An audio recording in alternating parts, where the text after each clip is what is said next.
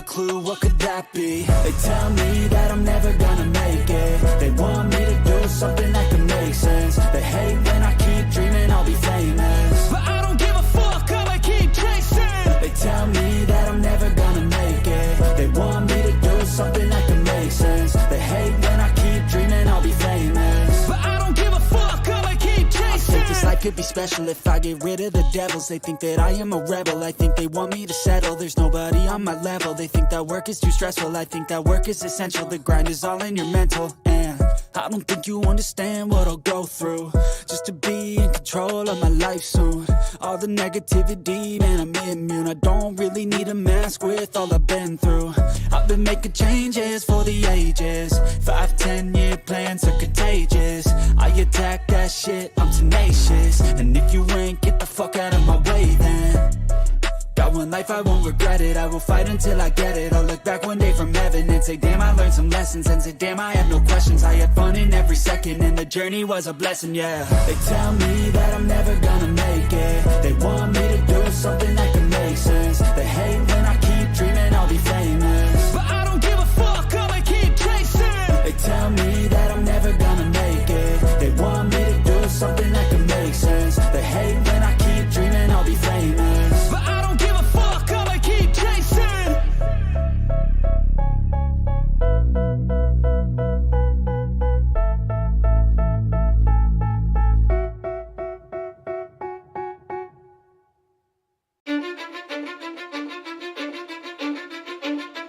Cause I don't give a fuck what you say. Yeah, I'ma do shit my way. So you can go kick rocks, I'ma stack bricks up, build what I want to make. Yo, I got a lot of shit to say, so I'ma do this every day. I'll be writing things until I'm fucking buried in my grave. 6 feet deep under, but my body won't decay. Cause my messages are timeless, so they'll put them on display. Oh yeah, I rap with a certainty, I have a sense of urgency. A message for eternity, for everyone eternally. I had some people burning me, but now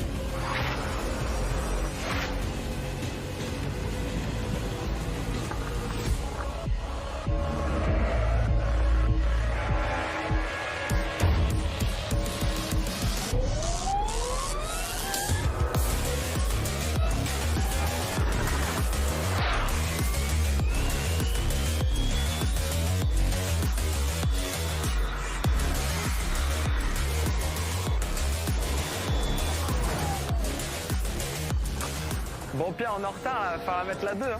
Allez, oublie pas, conduis à gauche de ce côté.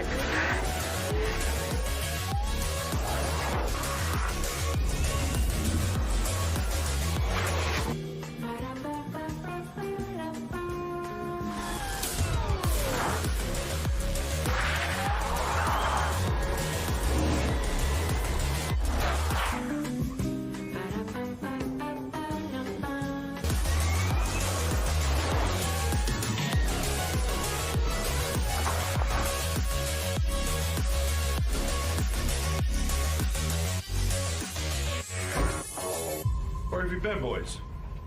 Anyway, let's start.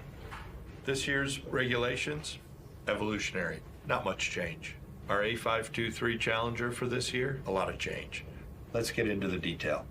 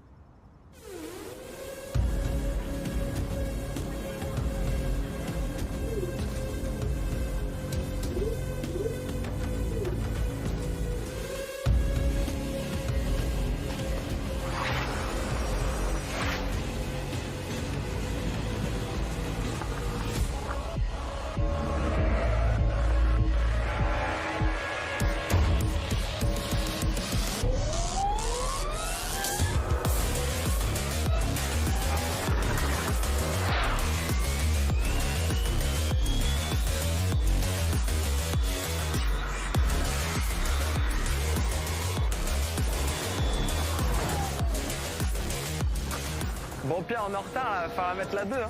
Allez, oublie pas, conduis à gauche de ce côté.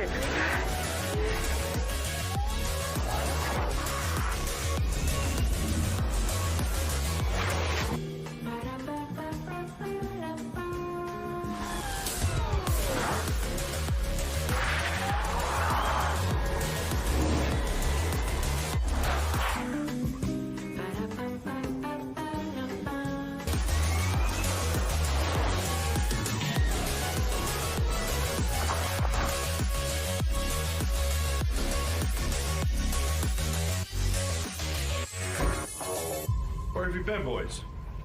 Anyway, let's start. This year's regulations, evolutionary, not much change. Our A523 Challenger for this year, a lot of change. Let's get into the detail.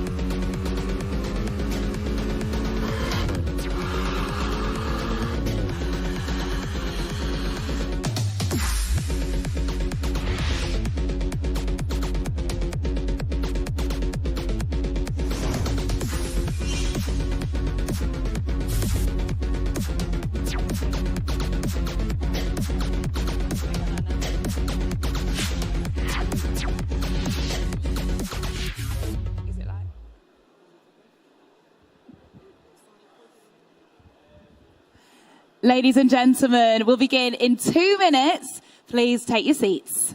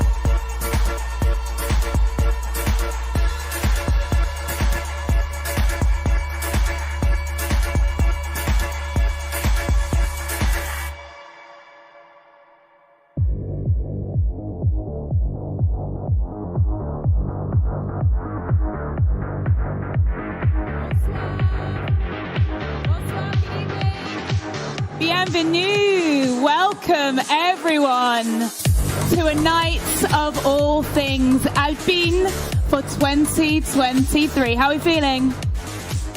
You can do a little bit better than that. How are we feeling? Merci beaucoup. My name is Vic Hope. I'm a radio and TV presenter from the UK.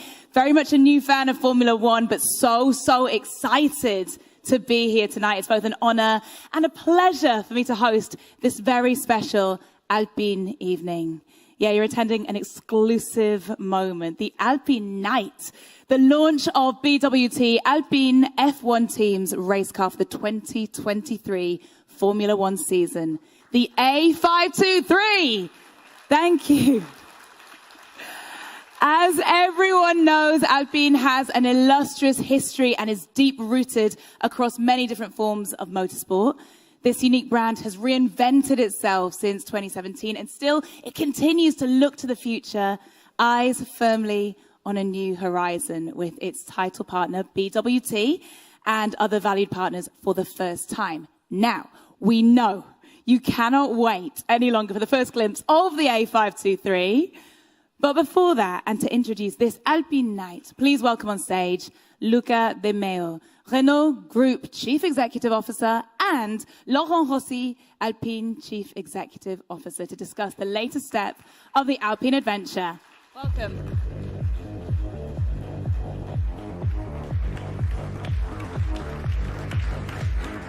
Hello. Good evening, both of you. Welcome to London. Thank you, Vic. It's such a pleasure to have you here. Luca, how does it feel to be presenting the second BWT Alpine F1 Team Challenger, the third ever Alpine F1 car here in London today? Well, London is a very special place, of course. And, you know, we are a French team, but also a British team. So I think it's also a tribute to all the people that are sitting and working in Henston. So we wanted to be here. And it feels good. Yeah. I think it's the second time we do... Third time. And I'm getting used to it. But every time there is a little bit of emotion when the car comes out, the season starts. Actually, this year it looked very, very long, the break, to me. I didn't know what to do on Sunday afternoon, so it needs to start again. It's good to be back. Yes. It's very good to be back. It's only 2 years. The Renault Group revived the Alpine brand, it's safe to say, entered F1 and got these first successes. What does it mean for the group? Well, look, 2 years and a half ago when we started, the company was in a very, very bad situation. And so such kind of situation, you always have the risk that someone comes with a funky idea, for example, to stopping, this kind of activities. And that was a little bit the trend. But I'm a Formula One fan. I'm a motorsports fan. So I always said, over my dead body, we have to find a solution. And the solution was to actually put the Formula One team at the center of a bigger project, which is actually the revival of a glorious brand like Alpine. And so the message is Formula One, motorsports is, I think, big important part of a bigger story, which is the relaunch of this fantastic sports car brand. Well, looking back to last year, after achieving 4th place in the Constructors' Championship in 2022, are you satisfied with what you've seen so far from your F1 involvement? Well, look, I think we did progress, the first 2 seasons. I see that the team is coming together always stronger. So I hope that that kind of trend will continue. So our ambition is to move closer to the top. We are here for the long term. Yeah. We are here to create a top team. We are here to create a solid team. I have the feeling that speaking to Laurent, to Otmar, to Pat, to everybody, that they're getting stronger and stronger together. I think they had a good time during the winter. They could work without a lot of, issues. And so I'm pretty optimistic that we will continue the path. Well, F1 is indeed a great stage to build awareness for Alpine. What are your expectations for 2023? I hope that we get closer to the top guys.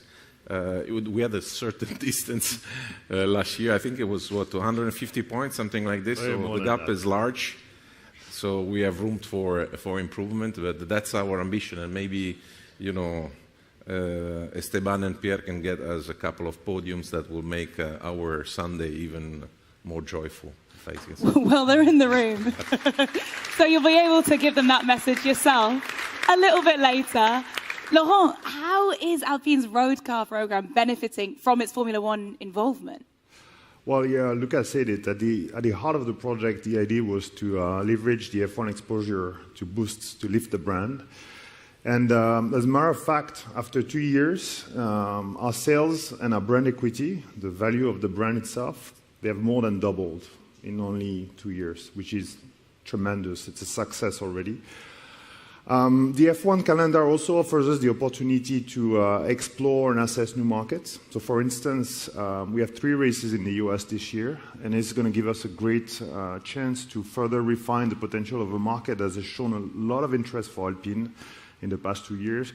Case in point, after our win in Hungary in 2021, the day after, we had 400% increase in car configuration on our website, of which the 4th position in terms of numbers of visits was the US. We don't even sell an Alpine in the US.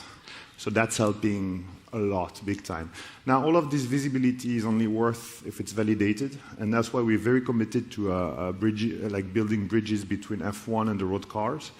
You can see it already in some aerodynamics details of the most radical version of the A110, the R, the one that we're going to celebrate tonight as well with a party. And you're going to see it even more so in the future in our next lineup, which is all under development, leveraging the great people of Enstone and Viry. So this is working for us. And Laurent, what do you expect from the 2023 season? Well, you heard the boss. Yeah. The same. The same. I think we all do, yeah. Yeah, the idea is, 2 years ago when we started the Alpine story, we knew we were on a climb to the summit, and this climb to the summit is a marathon, not a sprint. It's going to take time to get there. We gave ourselves 5 years, more or less, which is the 100-race plan. We were 5th in 21, 4th in 22. Naturally, now we're looking at the top spots. But as Luca mentioned, the gap to the 3rd was rather large, and we need to bridge that gap. So we want to finish 4th again, very minimum target assignment for all these guys, and I know they can do it. But this time in a more robust fashion, more finishes, less retirements, less DNFs, more points, and possibly more podiums to make our lives sweeter. Also because we really need to get to that stage if we really want to aim at podiums permanently. So we're going to continue learning and improving. Momentum is key. Well, that's it, the ascension, closing those gaps, that momentum. Your team is no doubt in great momentum. So let's see the 2022 season's best moments.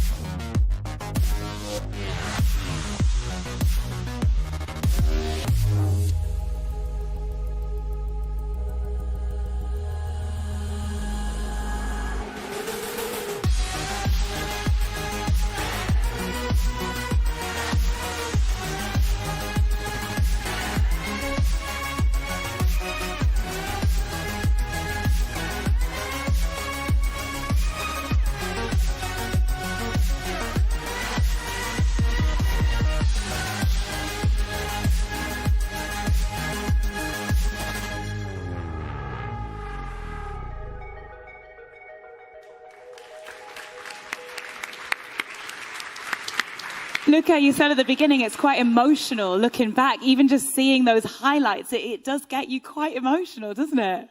Yeah, I'm a fan, so.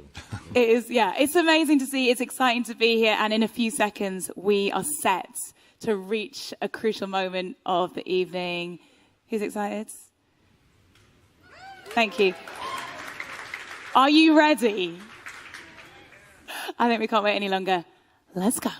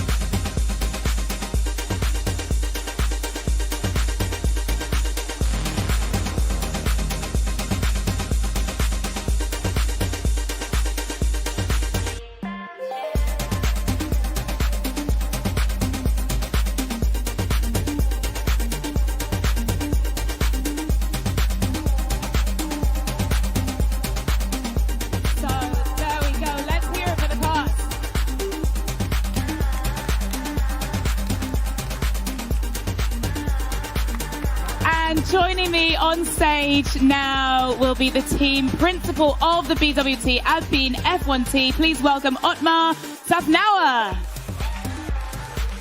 Bienvenue. Thank you. Otmar, let's talk about not one, but two cars. Wow. Talk me through it. Well, we did this last year. We started with a pink livery, and most of our season was in the Alpine blue. But I wanted to also thank Luca and Laurent for entrusting me to lead the BWT Alpine Formula One team. It's a privilege and an honor to do so. And it was a privilege and an honor to work for a year in finishing fourth, like we did. Unfortunately, it took us until the last race. However, we did it. And it is a big achievement. And we did move from fifth to fourth. And looking towards the future, like Luca and Laurent said, the gap to third was big. And we've got to close that gap. But in order to do so, we must develop at a higher rate than any other Formula One team out there, which isn't easy to do, even the top three. For us to catch them, that means our development rate is higher. And that's what we're looking to do, and that's what this A523 will hopefully do for all of us. They are beautiful cars. Talk me through the process. Talk me through what is so special about them. Well, a year ago, not quite a year ago, we set some targets for these cars. And we go through the process of target setting, and they have to be objectives that are attainable, but stretch.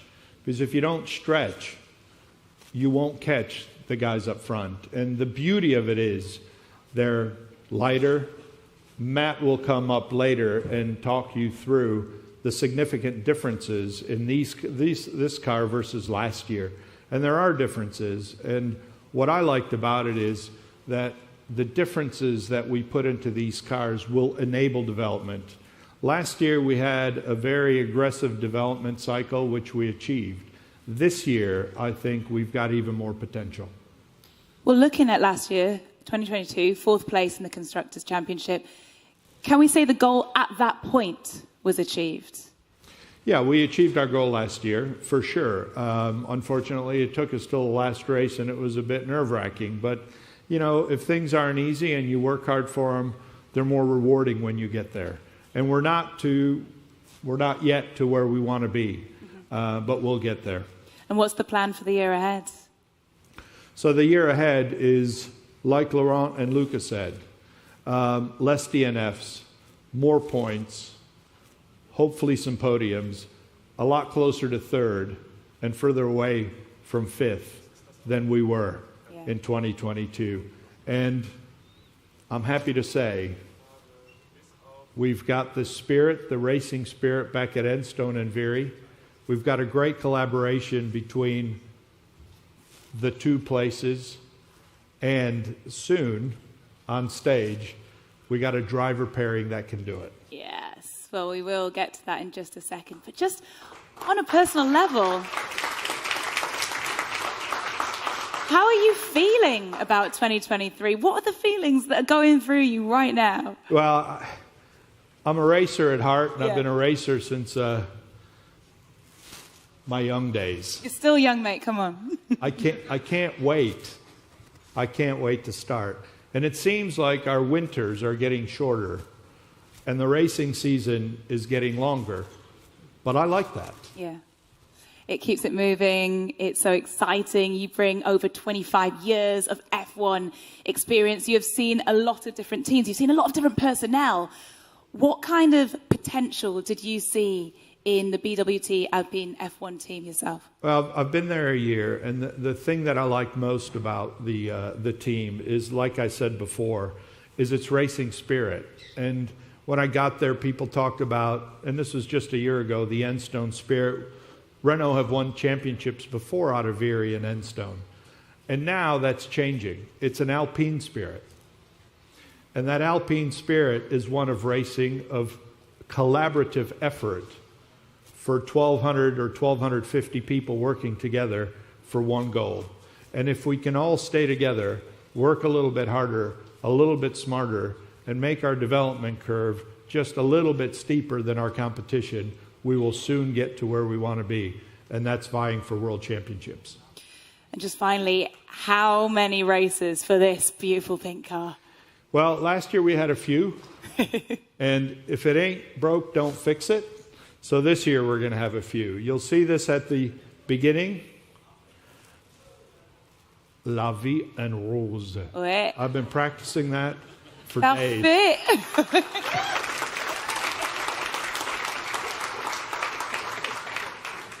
But the Alpine blue will be our predominant racer.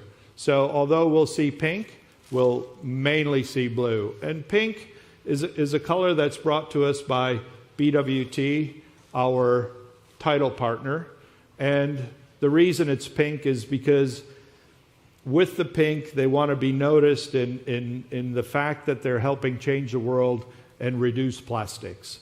You know, they're all about filtering water at source so we don't go out and buy little bottles of plastic. And I think the Formula One team itself, because we've eliminated plastics when we travel, I think we've saved 15,000 bottles of plastic, just our team. So it can be done, and I want to thank BWT for being our great partner, and that's the reason for the pink. And our other main sponsor and partner, BP Castrol, we've been working closely with them, and I want to say, and maybe it's the first time you've heard it, but I'm confident, and I know that they've produced the best fuel and the best lubricants for our powertrain in Formula One. And with them, we get more performance, and I want to thank them. Otmar, I love to hear it. La vie en rose and the Alpine spirit. As you said, for the first time ever, Alpine F1 team will have a full French lineup. So take a look at this.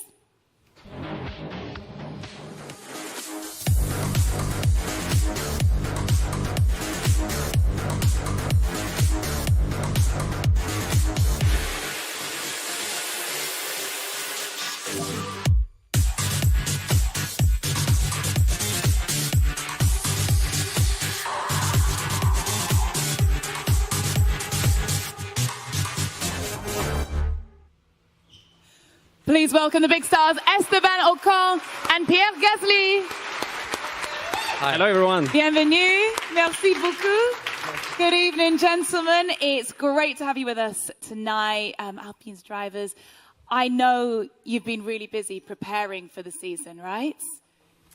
Super busy, yeah. But it's been a good winter. I think we are obviously very proud of the work we have all achieved. And, you know, the little bonus, obviously, is that we drove the car already, which, you know, has been obviously sensational to be driving again. You know, all these hours of work from everyone, from Viry to Enstone, thousands of people, you know, working to deliver this car. It's just been great, you know, to just let it go out the garage, put full throttle for the first time. And, yeah, that gave me, obviously, the smile. I really get the impression from everyone. Everyone's just raring to go. Esteban, you personally had one of the best and most consistent seasons of your career last year, finishing 8th in the Drivers' Championship and, of course, helping the team get that 4th place in the Constructors' Championship. The goal, I assume, and I'm hearing this a lot, but it is to improve on all of that this year. Well, thank you very much. Yeah, it's been a consistent season and you know, stronger than, you know, when the team came in Formula One in 2021, you know, renamed Alpine. You know, we've scored, you know, strong results in the top 10 consistently. But obviously, yeah, we want to build on that. We want to progress, you know, get faster and, you know, catch, you know, the top 3 teams, basically. So, yeah, the target is going to be to obviously keep force and get closer to 3rd. And Pierre, welcome to the team. Thank you. An official driver for 2023. How's that feel? That feels pretty amazing. I think it suits me quite well. I've worked out all the winter to fit in that suit. Great. But no, I must say I'm extremely excited. What a beautiful car. It's a new beginning for me, the start of a new journey. And I must say I'm extremely motivated. And just, I cannot wait to hit the track. Yeah. Well, Esteban Pierre is your new teammate, but apparently you already know him very well. We've known each other for quite a few years, yeah. Since we were very little, 6 years old, Pierre? Yeah. We were driving go-kart together, like that back then. Obviously, I was going through the memories, not too long ago. It's going to be super special. Slightly taller than what I remembered. Yeah, I was already taller than you before, but now I have grew up a bit. Well, I don't know what you ate at the time, but you're just like... But it's going to be great to write a great story together, and I hope we can be successful there. It's really special. It's brilliant to be reunited. The season is going to be very special. I can feel it. I know it. After Alpine finished fourth, of course, last year in the championship. What is possible in 2023 with yourself, Pierre, and Esteban behind the wheel? Well, I think, as everyone said tonight, Alpine had a fantastic season last year.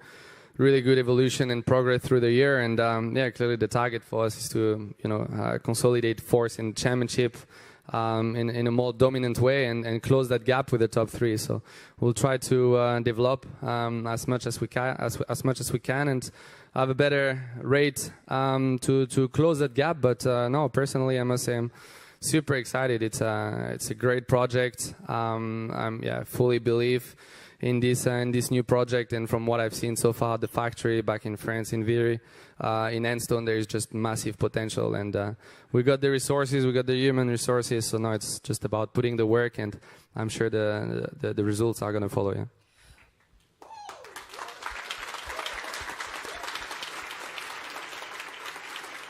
And Otmar, for 2023, we have a new reserve driver as well. Although he can't be with us here tonight because he's in Bahrain getting ready for the F2 championship where he should be testing, but we would like to announce to all of our Australian friends here and others that Jack Doohan will be our reserve driver for 2023. Well, I just want to say thank you so much. Thank you for joining us tonight. Thank you for everything. We wish you, honestly, all the best. I'm sure victories are at the end of the road for you. Just seize it. I'm so excited for you. Thank you. Thank you very much. Enjoy your season. Make the most of it. And thank you so much, Otmar. Now, let's focus a little more specifically on the A523. And to do that, we have the benefit of the expertise of Matt Harmon, Alpine F1 Team Technical Director, who will explain what is inside this new, astonishing car. So, Matt Harmon, please join me on stage.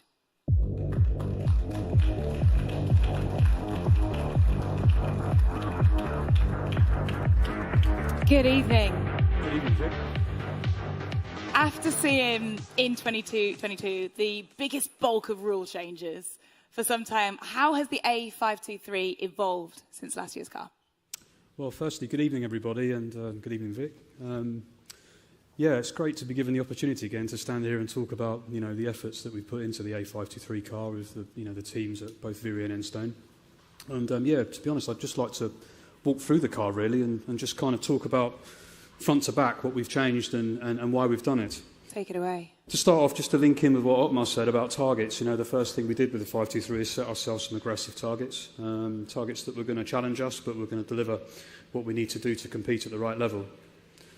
So, we started off at the front of the car with the main plane of the front wing. We've looked quite extensively at changing the nose concept here. There's a very different structure in here which allows us gives us more freedom to change more elements of the front wing, particularly more quickly, and allow us to control that airflow more consistently into the front suspension area. As we move a little bit further back, we start talking about the front suspension and the brake cooling systems. The front suspension concept is exactly the same as the A522. But it's not the same in terms of its kinematic and the way it works. We've changed the position of our wishbones quite considerably, again, to help with that pressure and the flow through that area, to make sure that we present that air to the front of the floor in the right attitude, making sure that we can balance the amount of airflow that's going both over the top of the floor and into the diffuser itself, into the front fences. We're always controlling that distribution of mass flow between what goes to the rear of the car and what gets outwashed outside. As we move a little bit further back, we get to quite an important part. You know, we're talking about the cockpit in here, and as we saw earlier, we've got Esteban with us, but we've also got Pierre now, and we've had to work quite carefully to make sure that both those guys are very comfortable in the car. It was great to see that on the recent running of that car that they both were very happy with that, and their controls and their position and their comfort was excellent, so that's very important. As we move a little bit further back again, we start talking about the edges of the floor and the bodywork. This is going to be quite a big hunting ground for us through the season as we look to continue with that very aggressive development pace of the car. We've developed this quite considerably last year, and this year we'll do the same again. And as you can see, there is quite a deep gully that we try and run that mass flow of air to the back of the car, improving the energy at the rear of the car, which is where a lot of our load is placed. You will also see a great deal of development on the edge of the floor. This is something, again, that will be quite important to us as we develop the floor and we try and control some of those structures there. In the middle of the car, we know we've got a very important section, the power unit, the powertrain in general. We know we've had a few problems in this area on the A523 in the way we've integrated that into the car, and it's given us some issues around not finishing races. We've worked on that together collaboratively with my colleague Bruno and his team at Viri to make sure that we've got that reliability back, that we give ourselves the best chance of ensuring that we finish those races. And actually, we've very recently run the car on a full powertrain dyno configuration and done an extensive amount of mileage, which basically is where we run the whole car on a dyno and check it. And that was very, very good. And there's a lot of confidence, and that great piece of work that we've done together collaboratively has shown some great benefits. But on top of that, we've also looked at changing some of the aerodynamic affecting components. So the heat rejection system, for example, or the cooling system, as it might be more commonly known. We've taken some of the cooling system that we would normally had on the centre line, and we've reduced it. We know that because we want to try and control some of this mass flow going to the rear of the car. But normally we would just take that amount of face area and we would put it in the side pod. But actually the teams have worked really aggressively at improving the efficiency of that system. So actually we've removed it from there, but we've not put it in here. We've made the system smaller. And also we've managed to reduce the plenum temperature of the engine as well, which again gives us not only an aerodynamic benefit, but more crank power. As we move a little bit further on, we get to the rear of the floor where we may or may not know, but the FIA changed some regulations for us, which was very kind of them. And it actually meant that we needed to lift the floor edge slightly, and that loses us some load at the rear of the car. But we gained that back quite quickly. Our aerodynamics department were very good and effective at gaining that back, and now we've accelerated through that. Now we get more towards the rear of the car and the rear suspension. The rear suspension is a big change for us. We've changed concept. We've gone from a pull rod rear suspension to a push rod. For quite a few different reasons. Firstly, you know, we need to take some weight out of our car, and we did have a very interesting concept for last year, but this one is more interesting. It's a little bit simpler with the push rod, and it's allowed us to take an awful lot of weight out of the rear of the car. Also, we've put a little bit more complexity into the inboard system, such that we've got more modularity for our trackside engineering teams. We need to give them tools to be able to set up the mechanical balance of the car, and that's what they have. But most importantly, we've controlled the airflow through here. It's much cleaner. There's less blockage so that we can get more air out through the rear of the car. That's really, really important, and it's going to be a good development for us as we move forward. And then lastly, but no means least, we get to the rear wing. And the rear wing is something that we have a few rear wings through the year as we go through different races, but it's all about efficiency.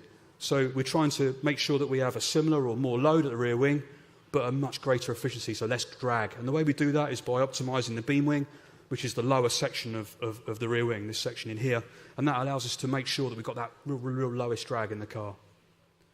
So that, in summary, is what we've done with the A523, but just taking a step back and talking globally about the car, something that you hear a lot about with the 2022 vehicles that you had seen on track is we needed to take weight out of the car, and we've had a very aggressive weight reduction program, and it's really pleasing to be able to say that the car will be underweight this year. We will have ballast in the car, and we will be moving it around to optimise that weight distribution, which again is a fantastic performance tool for us and our trackside engineering teams.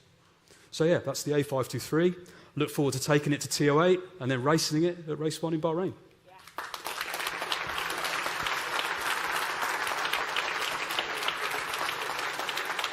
Thanks, Matt. Can I just ask quickly, can you tell us a little bit about the assembly of the parts of the car? Yeah, so, you know, we're very integrated, and we collaborate quite carefully on the car itself. So we don't really assemble it. We don't do it in certain sections. We put the car together very much in a collaborative manner. We've got digital mock-up areas. We've got very, very tight collaborative working groups, not just at Enstone or at Viri, but at Viri and Enstone as well. So the way we kind of put the car together is a very, very well-defined program, but it's always done in a very collaborative and togetherness manner. And I think, we have some geography against us between Viri and Enstone, but here, as I stand here right now, and I'm sure Bruno will back me up on that, is that we don't let that get in the way. And at the moment, we're just finding performance over and over again with those close collaborations. Well, it's a work of art. Thank you so much, Matt, and good luck for the season. Matt Harmon. Thank you.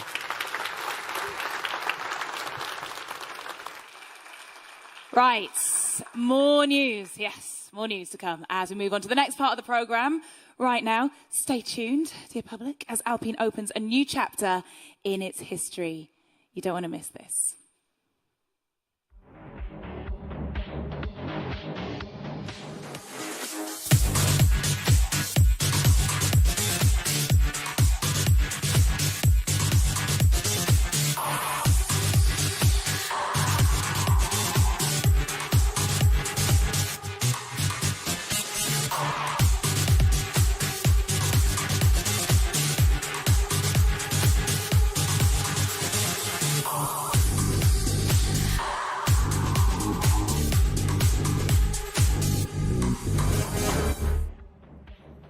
In this highly technical sport, where the performance of the cars is just as important as the intelligence and the instinct of the drivers, supported by the talents of the whole team, Alpine has chosen to give new drivers a chance.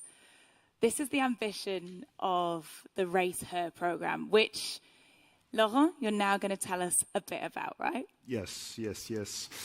When Luca appointed me CEO of Alpine 2 years ago, he gave me a very simple mission: make Alpine a successful car and motorsports company. So that means basically chasing down performance everywhere we can. Now, performance boils down to very essential ingredients: talent and the capacity to make them work together to form an efficient and effective team. So that's my job, to basically create the conditions to attract talent and put them in a favorable environment so they can improve the collective performance of the team. Now, the only issue was that up until recently, we were not equipped to do that, simply because the automotive industry in general, and motorsport in particular, are pretty much a man's world. You have very few women competing, working in this industry. So that was a limiting factor, because in fact we were depriving ourselves from half of the talent pool in the world. So how do you want to build the best team with that? So that's why we decided to create the Race Her program, to address just that, simply by detecting, hiring, and developing female talents, and therefore to strengthen the Alpine team. It's our way of giving equal opportunities to everyone and fuel the future performance of Alpine with inclusiveness and developing women at every rank in the company, not just drivers, engineers, mechanics, everywhere in the company. Because, in fact, half the world is made of it. Half the population. Yeah. Thank you so much, Laurent. We're going to find out a little bit more about Race Her, because, frankly, it is the future. It's so important and it is so brilliant. So everyone, please welcome Claire Meunier. She is the leader of the Race Her program and Alpine's HR director. Thank you, Laurent. Thank you. And welcome, Claire.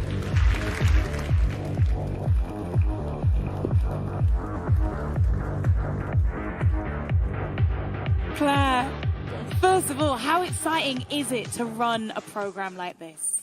So, good evening, Vic, and good evening, everyone. Yes, it's very exciting, and what is much more exciting, of course, it's the project itself.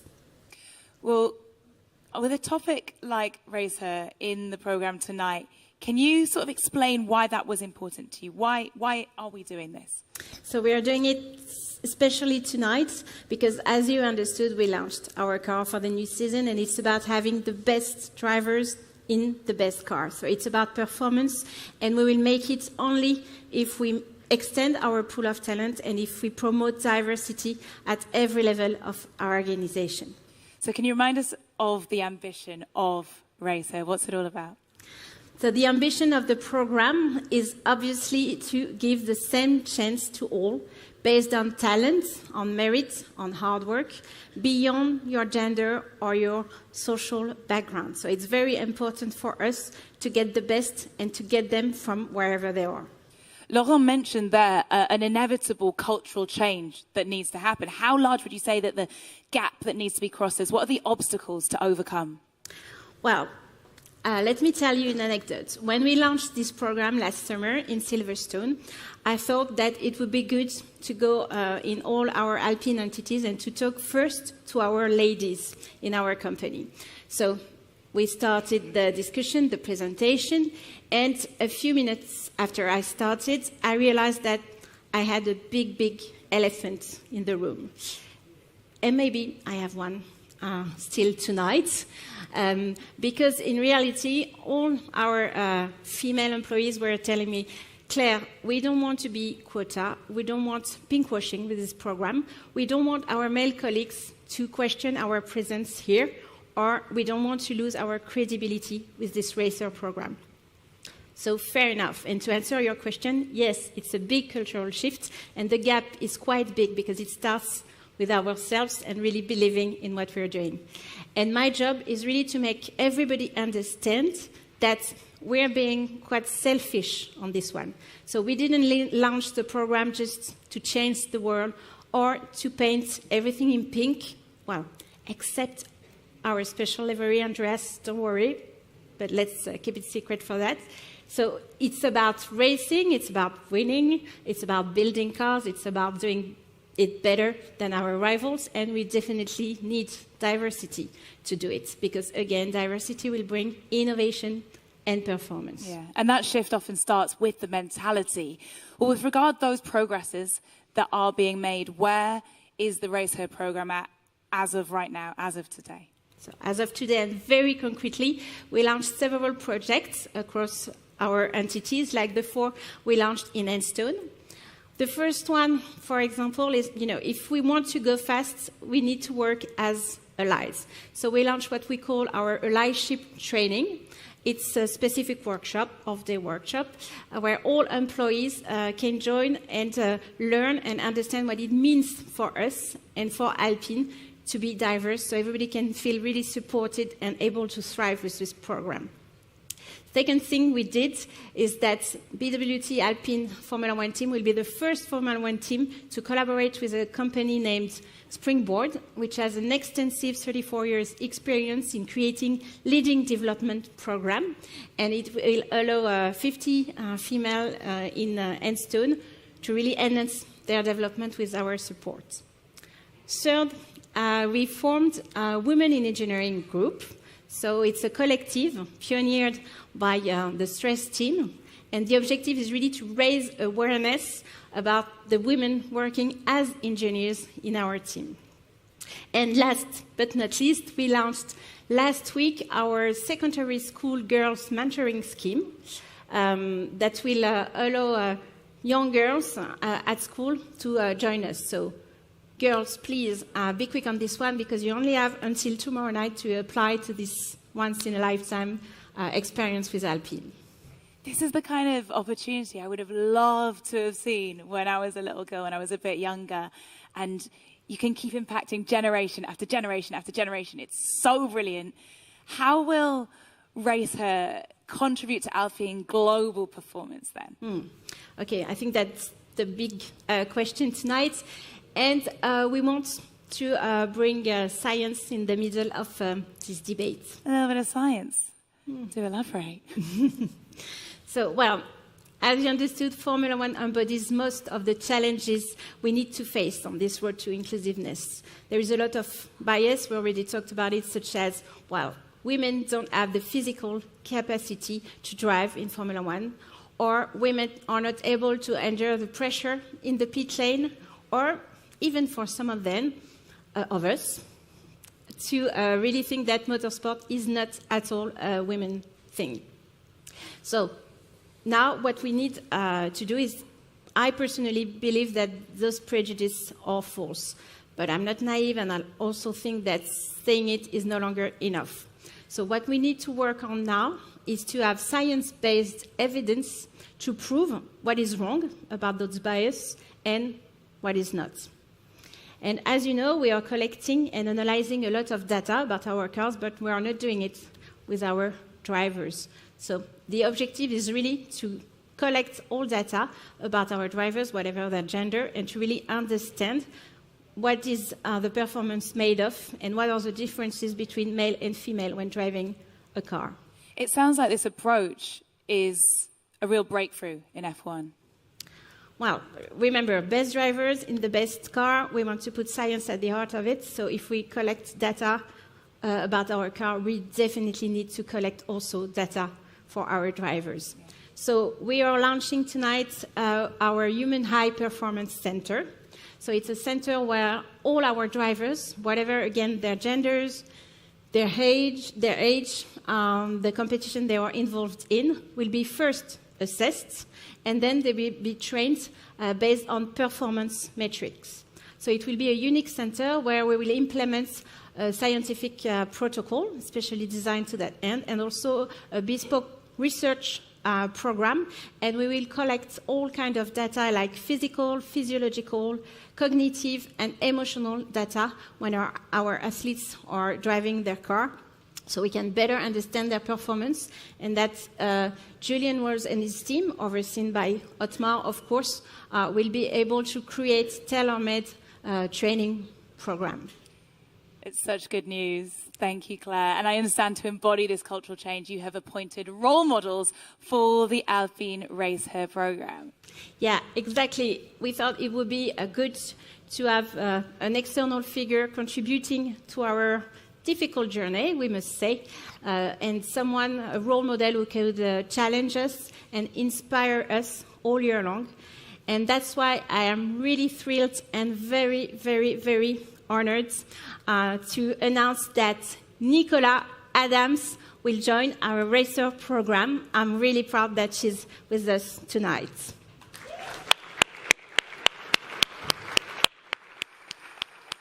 Well, on the subject of Nicola Adams, take a look at this film.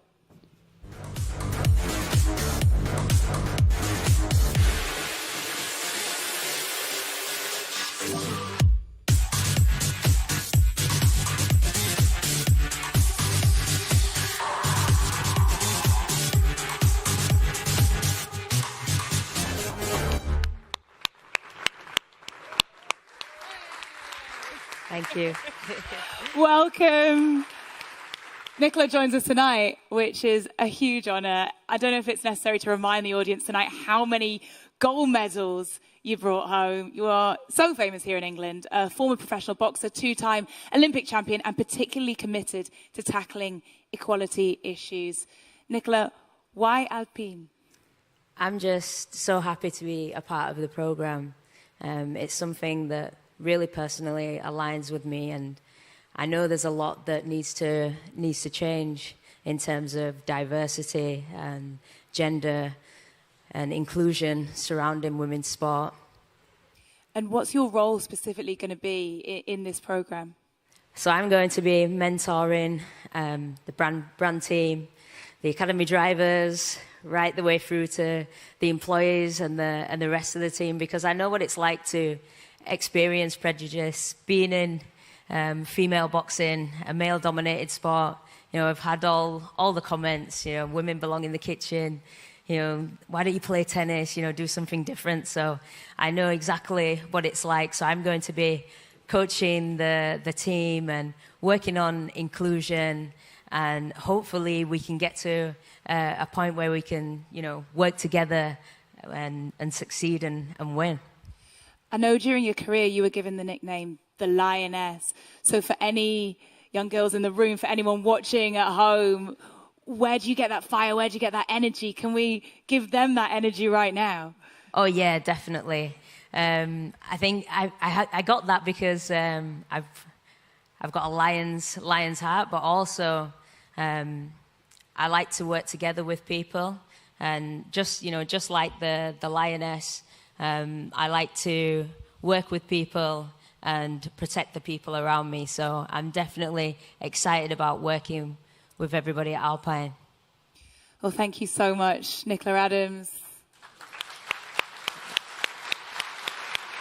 And joining you is a lady aged 19, British-Belgian. In January 2022, she landed in Belgium with her ultralight two-seater aircraft, becoming the youngest female pilot to complete a solo round-the-world flight. Take a look at this.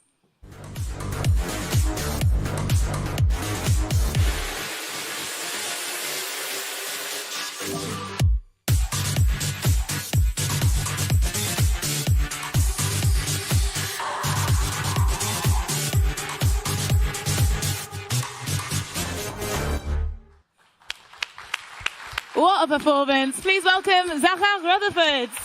Welcome. Hello. Thank you so much for having me. Zahra, you have had a mission since you were a little girl. What was it? I'd always dreamt of being a pilot, and with that, to fly around the world.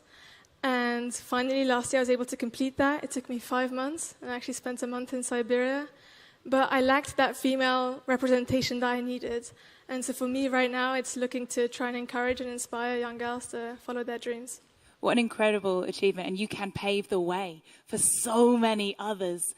How will you specifically contribute to this program? What's your role? I'm here with Alpine as a mentor. I'm trying to, again, just be that representation that I lacked as a child. I think it would have really helped me if I could see myself, if you will, in the career that I wanted. And so that's what I'm hoping to tell these girls, is to really go for your dreams and go do something crazy. They always say you can't be what you can't see. Well, we can see you. So this is the start. This is so cool. Thank you so much for bringing your experience to the team and for being here tonight. Both Nicola and Zahra, thank you so much. It was a pleasure.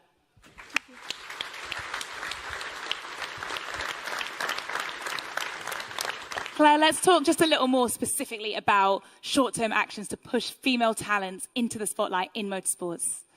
Yes, we need definitely to detect and grow the talent for our future champions. And as I said, we need to extend the pool of talent. So obviously we needed to have a look at the female drivers now currently competing in their sports and try to find the best one to join us. And in fact, I met Sophia a few months ago. It was just the day she turned 22. And when I met her, I guess nobody will argue that Sophia is a woman, okay? No doubt about it. But when we started the discussion, it was like she had put her helmet and her gloves on, and she was just a driver. And she reminded me of a Formula One driver who will race this season. I won't tell his name, don't ask. But obviously she had exactly the same extraordinary mental strength. She had absolutely no doubt about our capacity, and she was really convinced that she could become the next world champion. So it was a no-brainer for us that we really needed to support her financially and sportively like we would have done for guys. So she was just a driver fighting to have a seat and fighting to race and to go on her career path. So I'm really, really happy to announce that Sophia Flörsch will join our program. She will race in Formula 3 for the season, and we are really, really proud that she will be part of our Formula 1 Academy. Sophia couldn't make it tonight. She's in Bahrain for the pre-season tests, but take a look at this film.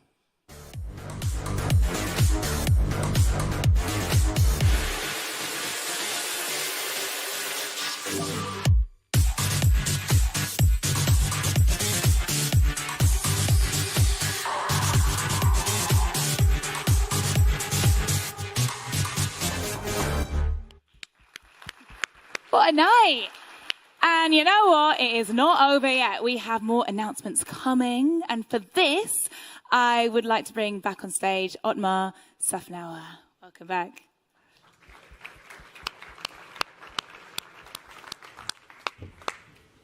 Otmar, as you have such a key role in promoting new talents. I assume that Racer is important to you as team principal. Yeah, well, I'm happy to be a part of the diversity and inclusiveness that through the Racer program we're trying to promote. Because ultimately, for me, I don't care where the talent comes from, whether it's engineers or young ladies driving cars. They will, at one point, help the Formula One team get better. And the more of this they do, the better off I'm going to be. So I welcome the program, and I look forward to having more ladies join the team in all areas. More of that Alpine spirit that we spoke of. It's just fizzing. It's just starting. We have a really good group of very talented engineers at both Enstone and Viri that are female, and the more we get, the more they push the boys, because often they're smarter. I'll say nothing, but yes. And if I'm not mistaken, you made an announcement recently about a newcomer in the F1 program. Is that right? Well, it's Abby Pulling. We've watched her win in the W Series, and she will be a full-fledged member of the Alpine Academy, and she'll be racing in the F1 Academy. So we welcome her, and we wish her well, and we wish her more race wins. Fantastic. Well, to welcome her, take a look at this.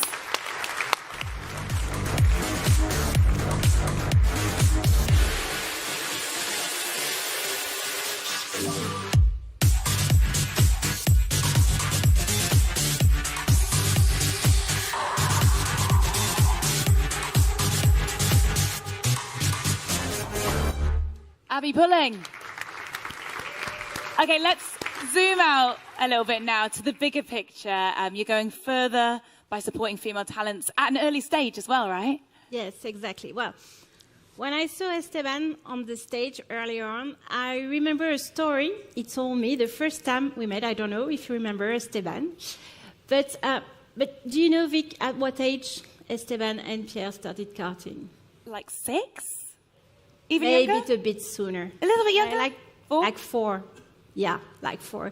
And what Esteban told me is that his jaw, okay, his bone, is curved, where the helmet, as we say in French, bride, is. Okay, so it means that his skeleton was shaped in the shape of his sport, let's say. So that's why we really need to start at a very young age, because this sport, the Formula One, is really modeling your life and your body. And that's why we want to launch tonight, and we are really, really proud to do it. We are launching our karting program with young ladies. They are between 10 and 13. They are coming from all around the world, and they will join the Racer program. And they are incredible. Have a little look at this.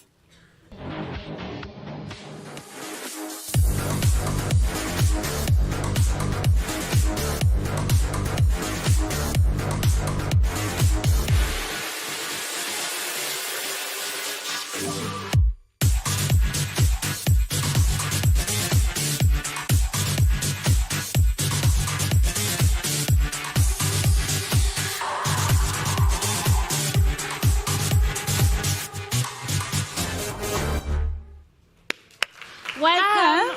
They're with us tonight. Welcome.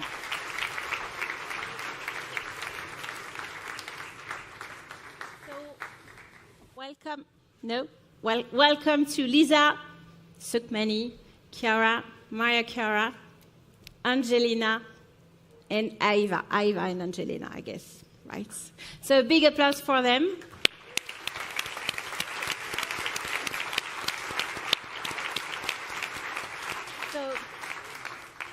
Girls, welcome to our Alpine family. As I said, we are really, really proud to have you with us tonight. And be sure that you will get exactly the same management structure as the boys.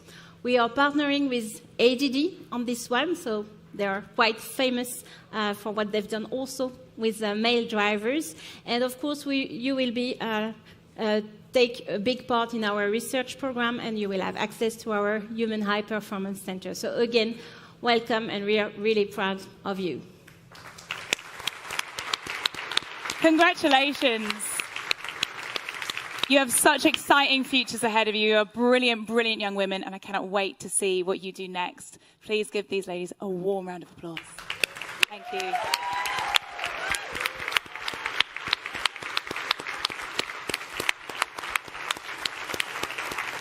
Otmar, it's amazing, right? Well, Vic, it won't be long. It won't be long before one of these ladies is going to join me on that stage, not on this stage.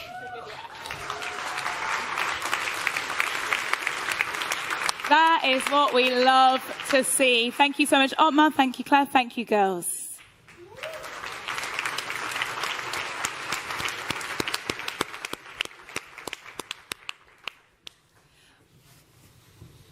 But, and I promise we're getting to the end of it, because I know that there's some music and some drinks and a good time to be had, but there is one more little thing. So, Laurent, will you join me on the stage once again, please?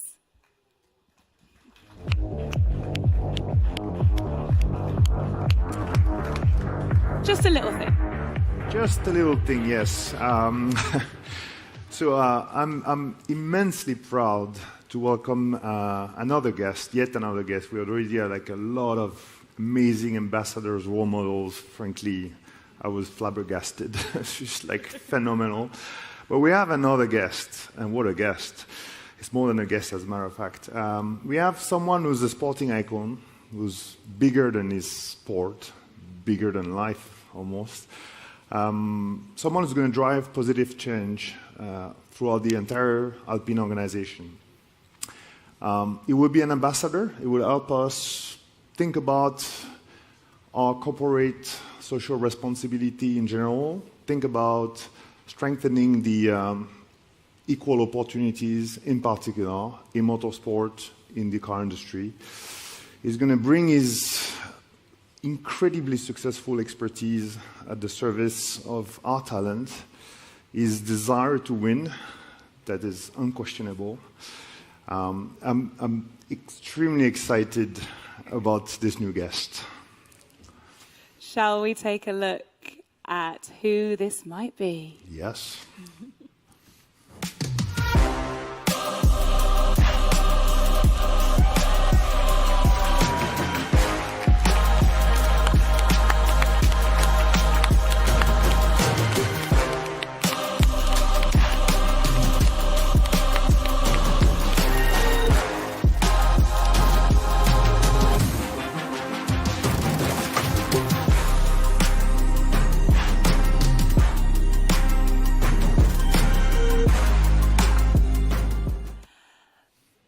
Quelle surprise. Please welcome Ballon d'Or, World Champion, Champions League winner, and newly appointed Alpine Ambassador, Zinedine Zidane.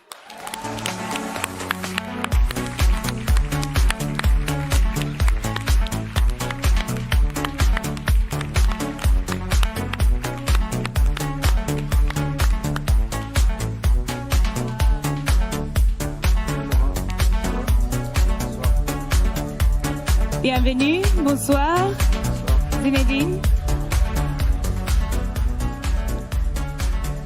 Bonsoir. Je suis ravi d'être ici. I'm very happy to be here today. Super soirée.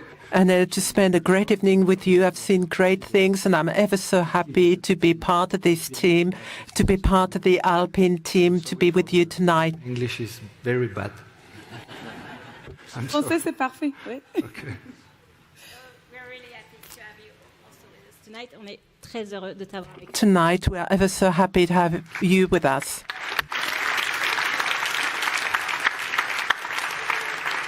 First of all, pourquoi Alpine? Why Alpine? How did you meet the Alpine racing team?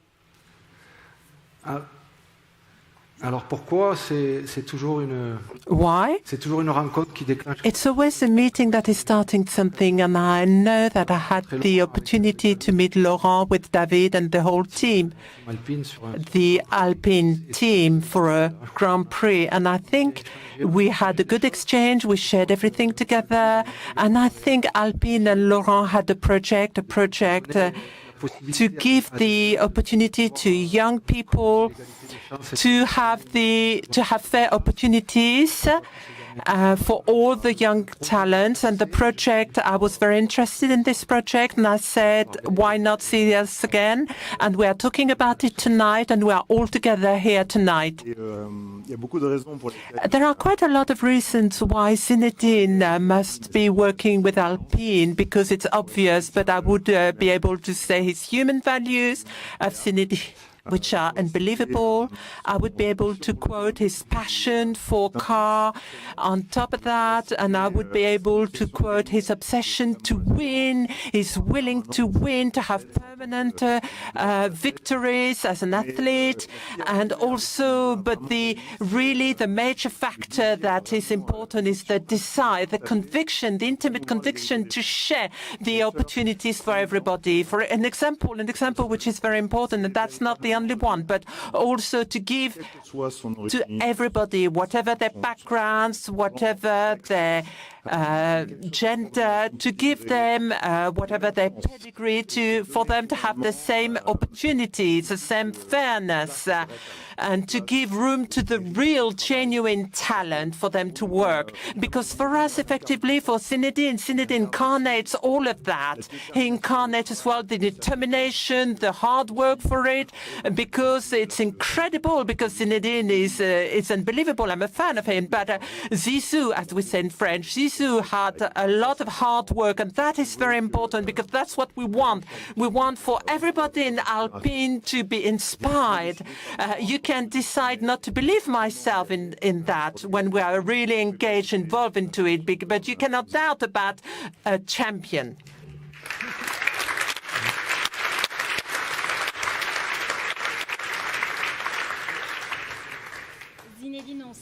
Zinedine, we know that you are much far from the highlights, from the spotlight. How do you see your role, in fact? Yes, but from time to time, it's also a little bit nice to be under the spotlight and to start with that, and the fact to talk about it with Laurent. All of that, effectively, it's nice to put back some spotlight onto some interesting things, and Laurent explained it very well, because for me, I'm waiting to be able to be doing some hard work about it, to have some beautiful exchanging with all this young talent, and also to share my experience, to pass on my experience, because it's something which is very valuable. And what is interesting for me in that is that at the time when I was a child, I had the opportunity, I was given the opportunity, and that was speaking to me really. It meant a lot for me, because for today, in that sport, mechanical sport, Formula One, we can say, yes, maybe we are going to be able to give the opportunities to younger talent to be an engineer, to be a mechanic, and that is very interesting. And also to be able to have nice exchanges with the whole team. And I'm interested in that. And it's really something to put people to be working hard to see what we can do together and to pass on my experience in that.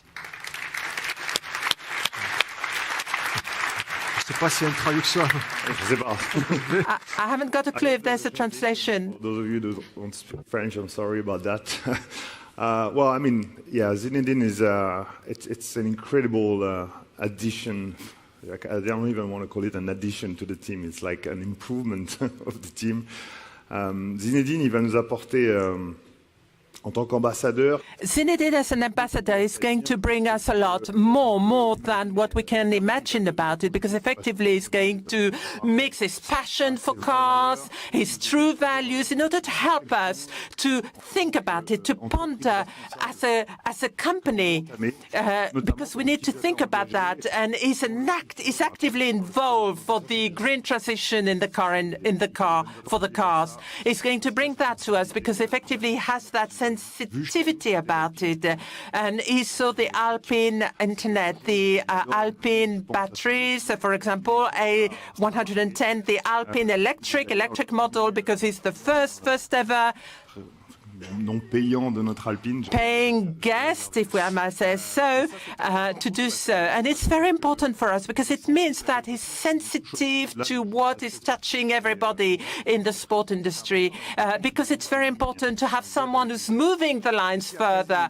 And after Zinedine as well is going to help us on different other topics to push our values higher in order to help us not rest on our laurels, but to say, yes, we've done a program, but Zizou is going to push us further because he's always been trying to work harder and harder during his career, and we're going to be engaged for all the equal opportunity projects, the Racer, the mechanic competition as well, which is going to promote for the young talents, the best of the best, for the people who are currently at school, for them to try to have the opportunities to enter the F1 world, which is a very closed world, and for the people to have their talent. It is going to be open to them. With Zizou, with Zinedine, is going to help us. It's unbelievable because it's got multiple facets, multiple dimensions. It's so exciting. It's wonderful.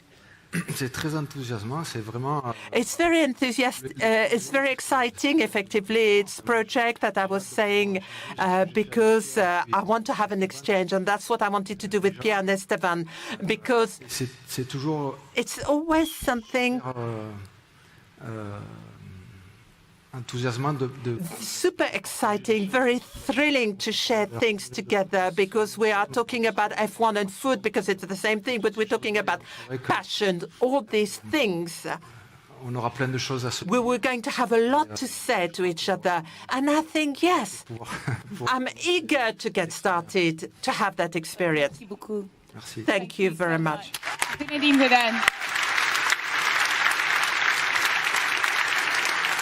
What a pleasure, what an honour to have you here today. Thank you so much. And thank you, Laurent. Thank you, Claire. Thank you so much.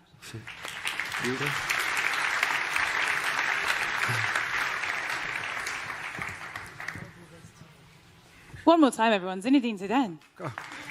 Pourquoi pas? And now it's time for our evening's conclusion. And to do that, we welcome back Luca De Meo.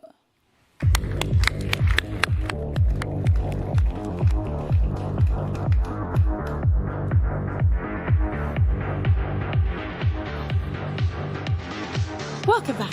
Thank you. So tell us about how we are closing out this evening. How's it been for you? No, it's been great. You know, I'm a kind of average Italian man. So there are basically three things that are important in our life. Go on. Football, Yeah. soccer, motorsports, and of course the mama. Now, to imagine that I would be standing on a stage with, you know, in a presentation of Formula One when I was a kid with Zinedine Zidane. I'm a Juve fan. It looks like a dream. And your mom is in the. And my mom is today's 85th birthday. Oh. Yay! So Happy birthday, Mrs. De Meo. I'm going to say buon compleanno, mamma. She will see that in YouTube. No, I mean, I was looking at, you know, at the girls here at the program, you know, observing this. I, of course, knew about the program, but, you know, you see it in the PowerPoint charts, et cetera, but it was actually, you know, pretty emotional to see the commitment of Alpine because, you know, sports, competition, excellence is not only about, you know, numbers or technology. It's also about value, right?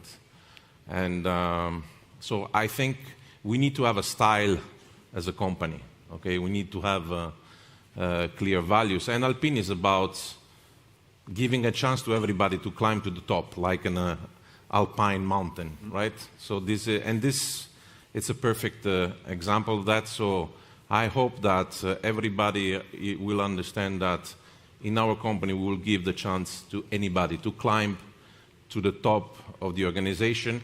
Of course, I don't think I'm gonna stop, the evolution of the career of Nicola Adams, because it could be very, very, very dangerous. So I'm sure that one day she will take my job, hopefully. It's not such a nice thing like your job, but. Well, it's so good to see you. So thank you very much for coming, and it was a great event. You're fostering innovation, creativity, diversity. It's so brilliant. So thank you so much, Luca. Thank you. Thank you so much, Laurent. Oh, thank you, Luca. And most importantly, thank you all for being with us here tonight. Thank you.